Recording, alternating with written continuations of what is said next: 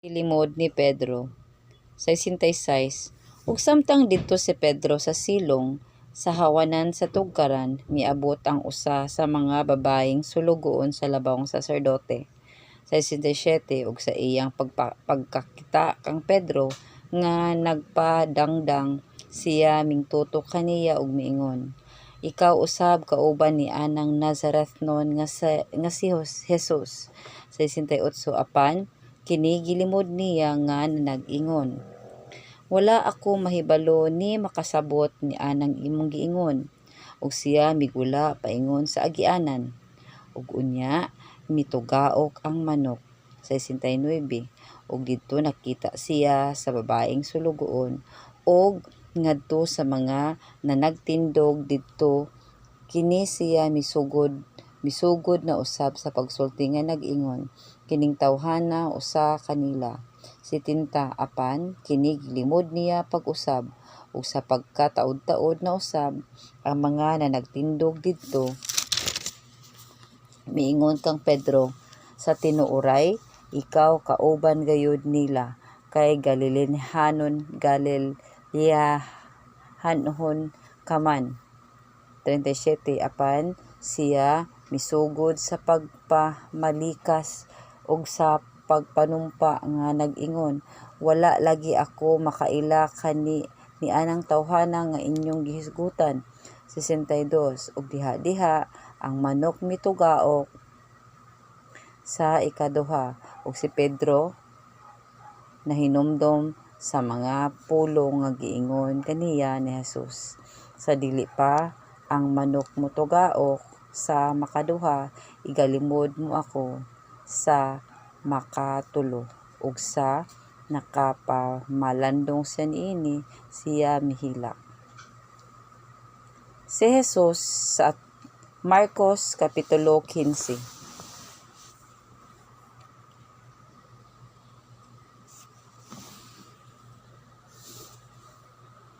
Si Jesus sa atubangan ni Pilato.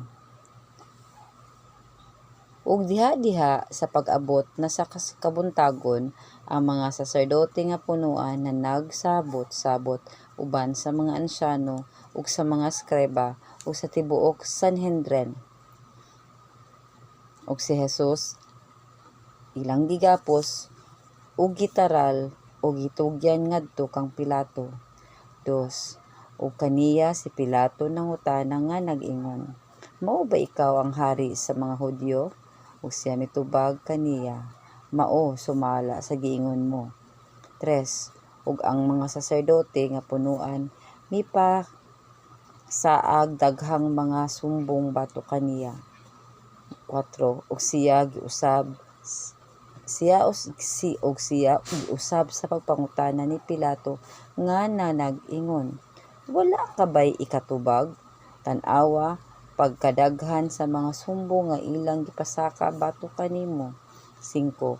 Apan si Jesus wala na motubag tungod niini nahibulong si Pilato. Si Jesus gihukman nga patyon, ug nabatasan ni Pilato sa panahon sa fiesta ang pagbuhi ngadto kanila sa usa ka binilanggo nga ilang pangayoon. 7. Ug sa sulod sa bilangguan dihay usa ka tawo nga ginganlan si Barrabas nga nahibanlod sa bilangguan kauban sa mga misupil batok sa kagamhanan ug nga nagpakapatay sa panahon sa kagubot. 8. Ug ang panon sa katawhan na nagpanaka ug misugod sa pagpangayo kang Pilato nga iyang buhaton ang iyang nabatasan nga pagabuhaton alang kanila. 9. Ug kanila mitubag siya nga nag-ingon, "Gusto ba kamo nga akong buhian alang kaninyo ang hari sa mga Hudyo?" 10. Kay nasabtan man ugod niya nga tungod alang sa kasina, gitugyan siya sa mga saserdote nga punoan ngadto kaniya. 11. Apan ang panon sa katawhan gisibahan sa mga saserdote nga punoan sa pagpangayo nga si Barrabas maoy iyang buhian alang kanila. 12 ug si Pilato miusab sa pag-ingon ngadto sa panon sa katawhan, nan unsaon ko man kining tawhana nga inyong gitawag nga hari sa mga Hudyo? 13 ug misinggit sila pag-usab nga nag-ingon ilansang siya sa krus. 14 ug si Pilato miingon kanila, kay ngano man unsa may iyang nabuhat nga daotan? Apan misamot na hinuon sila sa pagsinggit nga nag-ingon, ilansang siya sa krus. 15 ug kay gitinguha man ni Pilato ang pagpahimuot sa panon sa katawhan, iyang gibuhian si Barrabas alang kanila. Ug tapos niya ipahampak si Jesus, iyang gitugyan siya aron ilansang sa krus. 16 ug si Jesus gidala sa mga sundalo ngadto sa tugkaran sa hawanan sa palasyo sa gobernador sa laing pagkasulti sa Pretorio ug ilang gipatapok ang tibuok bando sa kasundaluhan. 17 ug ilang gisuluoban siya kapa nga mapula ug sa nakalukong silag purong-purong nga sampinit kini lang gipahiluna diha kaniya. 18 ug siya gisugdan nila sa pagyukbo-yukbo nga nag-ingon, mabuhi ang hari sa mga Hudyo. 19 ug siya gibunala nilag pagakay diha sa ulo ug ilang giludaan ug giluhod-luhuran siya agi kunog pasidungog kaniya. 20 ug tapos nila siya gibugal-bugali ilang gihuskasan siya sa kapa nga mapula ug ilang gibalik pagsulob kaniya ang iyang kaugalingong mga sapot ug ilang gidala siya sa gawas aron ilansang sa krus.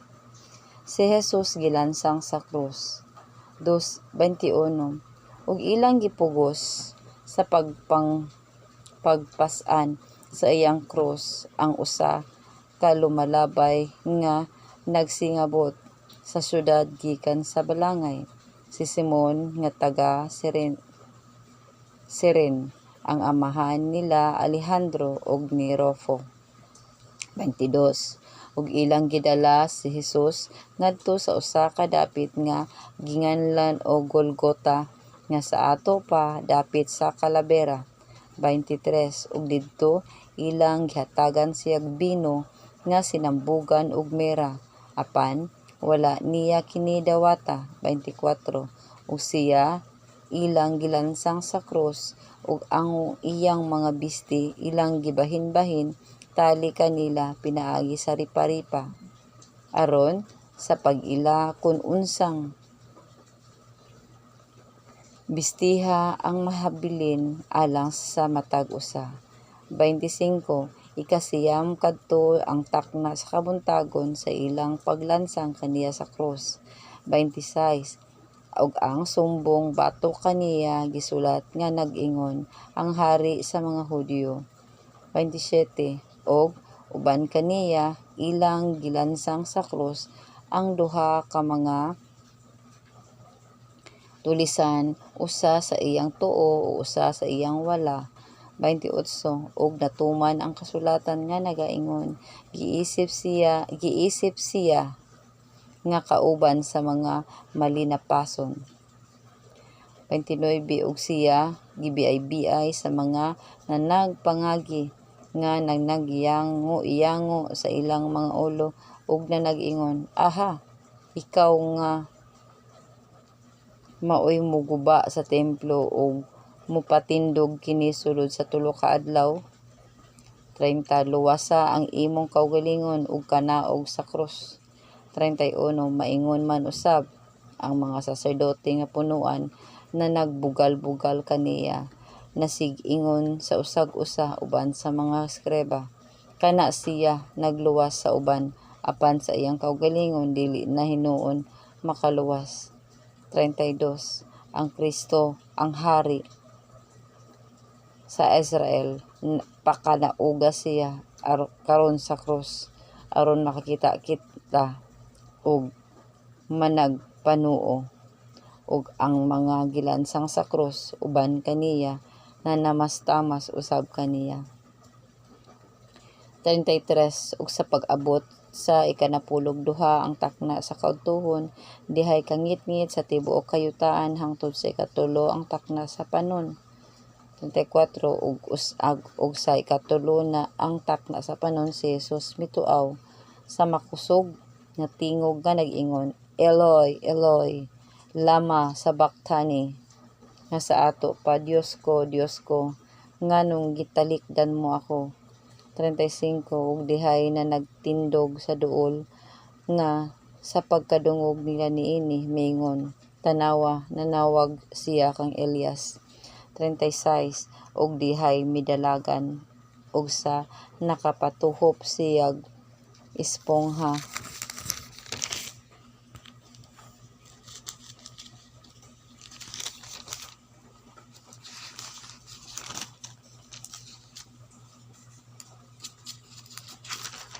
Espongha natugob sa suka, kini gibutang niya sa tumoy sa bagakay ug gitunol kadto kaniya aron iyang imnon ug nag-ingon siya, pasagdi tan-awa ta kung muanhi ba si Elias aron sa paghugos kaniya.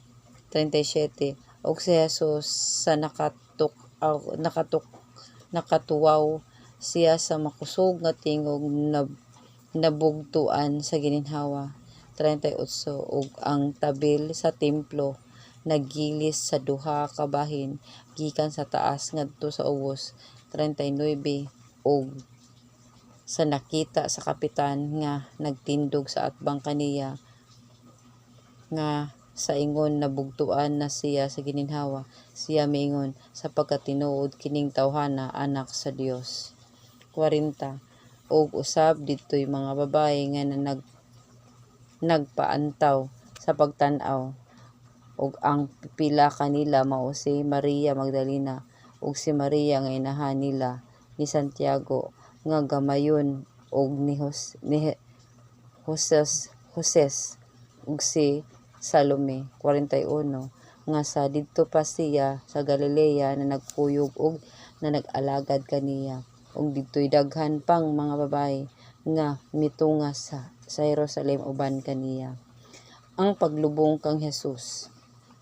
42 ug sa pag-abot na sa hapunon tungod kay kadtong adlaw man sa pangandam nga sa ato pa adlaw sa pagasundan sa adlaw nga igpapahulay.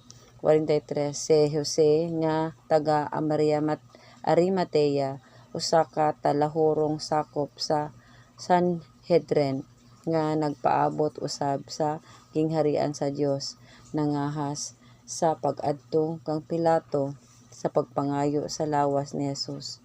44 ug si Pilato wala maniguro nga siya namatay na ug sa natawag niya ang kapitan iyang gipangutana kun si Jesus patay na ba. 45 ug sa nasayran niya sa kapitan nga siya patay na, gitawag niya ang lawas ni Jesus. Gihatag niya ang lawas ni Jesus ngadto kang Jose. 46 ug kini siya nagpalit og panapton nga lino ug sa nahugos na siya niya, iyang gilimisan siya sa panapton nga lino ug gipahimutang sa usa ka lubnganan nga ginukkob diha sa kilid sa pangpang ug iyang giligid ang usa ka bato ug gisap-ong kini sa pultahan sa lubnganan. 47 ug si Maria Magdalena ug si Maria nga inahan ni Jose nakakita sa dapit diin didto siya ibutang.